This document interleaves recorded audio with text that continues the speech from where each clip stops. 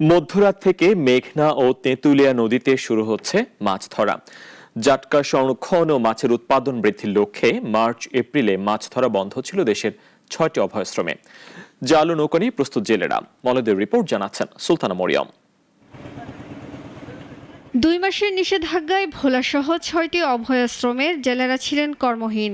দেরিতে সরকারি চাল পাওয়া এবং এনজিও কিস্তির চাপে তাদের কষ্ট আরও বেড়েছে। অনুমতি মিলায় নৌকা ও জাল প্রস্তুত করে নদীতে নামতে প্রস্তুত জেলেরা। জেলেপল্লীতে ফিরেছে উৎসবের আমেজ। নৌকা দুন ঠিক করতে আসি, আজকে রাতের জন্য আমরা পরে জাল মাছ ধরতে যাব। মাছ পড়লে আমরা দেনা মনে হুট করতে পারবো। ২ মাস পর আবারও সচল হচ্ছে ভোলার মাছ ঘাটগুলো।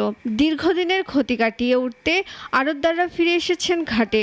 জেলেদের জালে কাঙ্ক্ষিত মাছ উঠলেই তারাও ঘুরে দাঁড়াতে পারবেন বলে আশা করছেন। আমরা আড়তদার আছি, তারও অনেকটা ঋণের বোঝা করে জেলেদেরকে টাকা দিছে।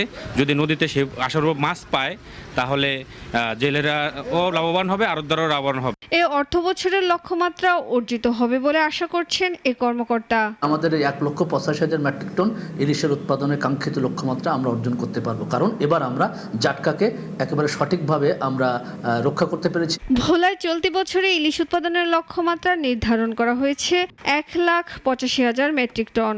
নিষেধাজ্ঞার শেষে জেলেরা নদীতে ফিরছেন, জালে উঠবে কাঙ্ক্ষিত ইলিশ, এমনটাই প্রত্যাশা সবার। সুলতানা মরিয়ম, নাগরিক।